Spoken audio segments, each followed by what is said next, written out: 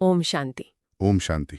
आज की मुरली में बाप दादा हम सभी मीठे मीठे बच्चों को घर वापसी की तैयारी के लिए बहुत ही स्नेह और शक्ति से भरपूर प्रेरणा दे रहे हैं। जी। मुरली का हर एक शब्द जैसे हमें अपनी मंजिल की याद दिला रहा है। बहुत सुंदर बात कही आपने। आज का जो मुख्य सार है वो यही है, मीठे बच्चे अब घर जाना है। हाँ, इसलिए देही अभिमानी बनो, एक बाप को याद करो तो अंतमति सोगति हो जाएगी। बाबा जैसे हमें हाथ पकड़कर वापस ले जाने के लिए तैयार कर रहे हैं। बिल्कुल। और इसी तैयारी के बीच बाबा ने एक ऐसा वंडरफुल राज खोला है जो बुद्धि को एकदम स्पष्ट कर देता है।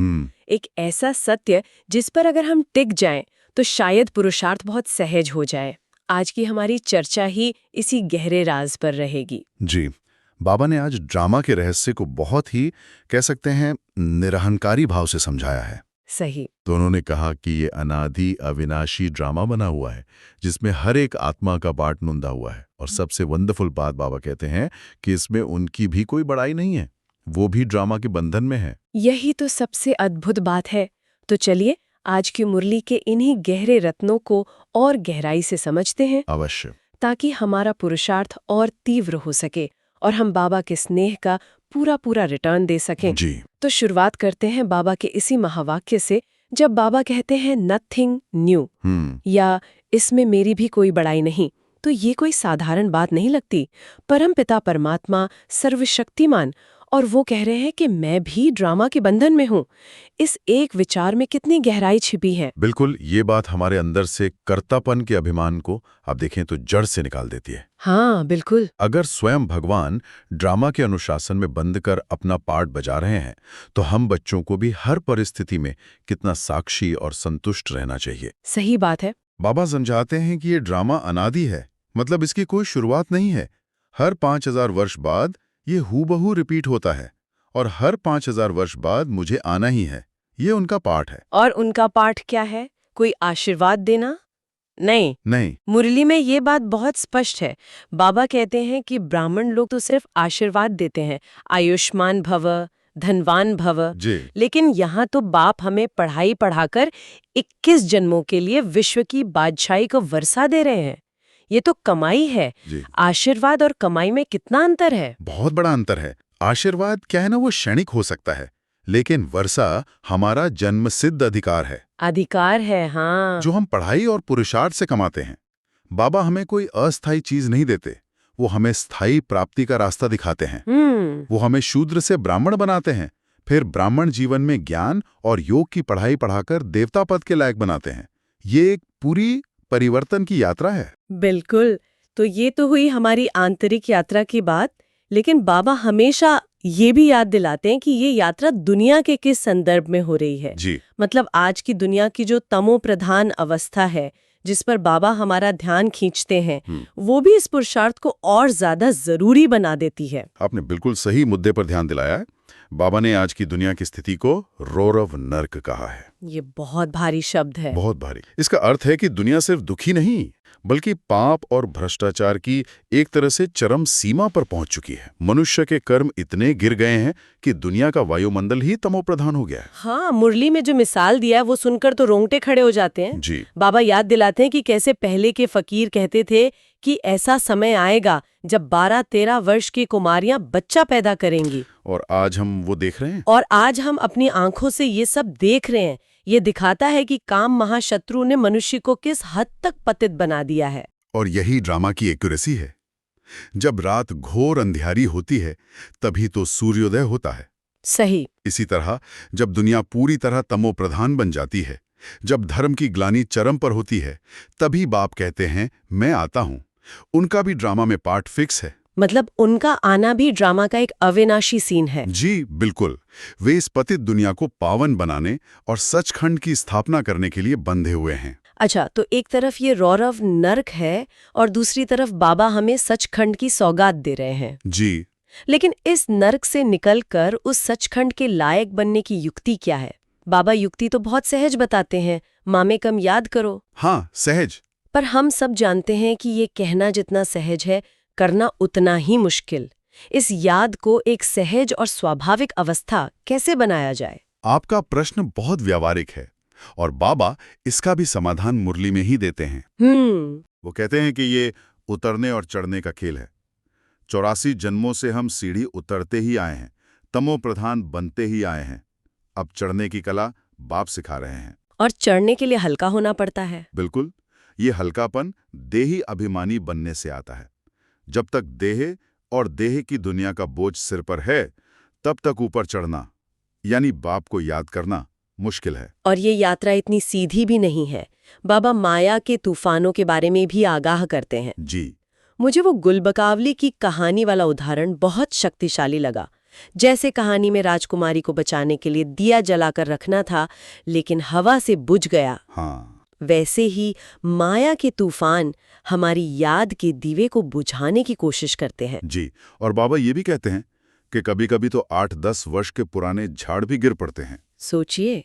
इसका मतलब है कि ज्ञान में कितने भी पुराने क्यों ना हों, अगर देही अभिमानी स्थिति में स्थित नहीं है तो माया का वार हो सकता है। वो गज को ग्राह ने खाया का मिसाल भी इसी बात को दर्शाता है। गज यानी एक बड़ा शक्तिशाली हाथी, जो शायद पुराने अनुभवी पुरुषार्थियों का प्रतीक है। बिल्कुल, उसे भी पानी में रहने वाला ग्राह यानी मगरमच्छ पकड़ लेता है। पानी माना ये विकार की दुनिया। अच्छा, अगर जरा भी इस दुनिया में पांव फिसला तो माया पकड़ लेती है।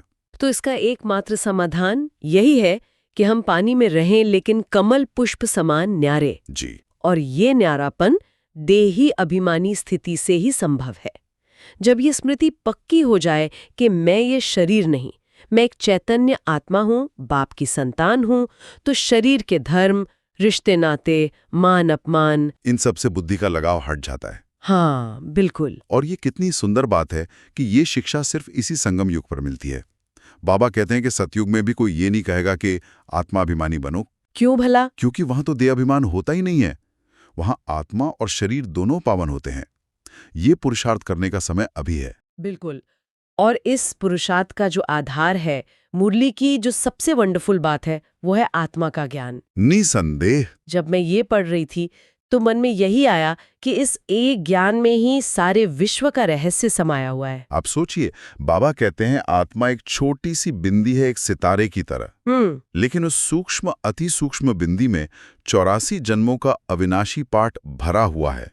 ये विज्ञान के लिए भी एक पहेली है। सही। आत्मा भी अविनाशी, ड्रामा भी अविनाशी और आत्मा में भरा हुआ पाठ भी अविनाशी। ये बना बनाया खेल है। और इसीलिए बाबा कहते हैं कि कोई ये प्रश्न नहीं उठा सकता कि ये कब बना या क्यों बना। जी, ये पूछना ऐसा ही है जैसे कोई पूछे कि ये आकाश कब बना या समुद्र का अंत कहाँ है। ये अनादि है। बिल्कुल।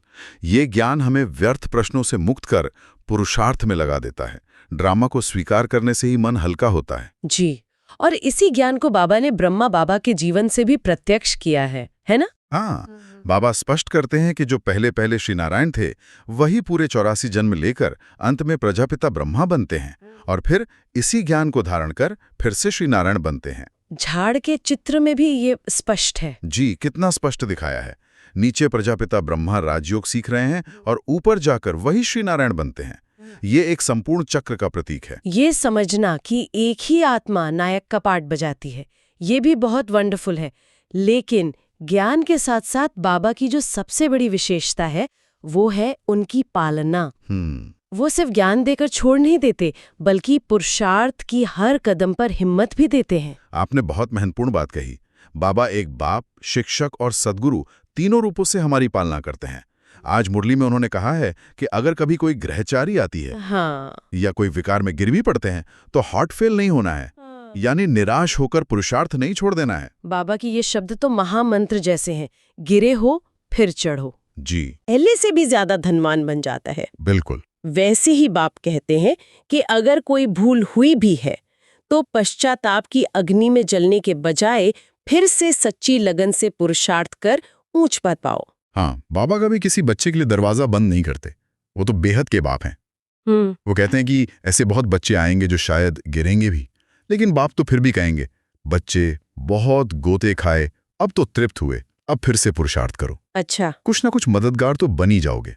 ये बाबा की असीम करुणा और धैर्य को दिखाता है। बिल्कुल। वो हमें हमारी कमजोरियों के साथ स्वीकार करते हैं और श्रेष्ठ बनने की प्रेरणा देते हैं। जी, और श्रेष्ठ बनाने के लिए वो रोज हमें ताज़े ज्ञान से भरपूर करते हैं। मुरली में ये बात भी मुझे बहुत अच्छी लगी कि बाबा नई नई पॉइंट से हमारी बुद्धि का ताला खोलते हैं कि पुरानी कापियों के पॉइंट्स से ज्यादा आज की ताज़ा मुरली के पॉइंट्स काम की हैं।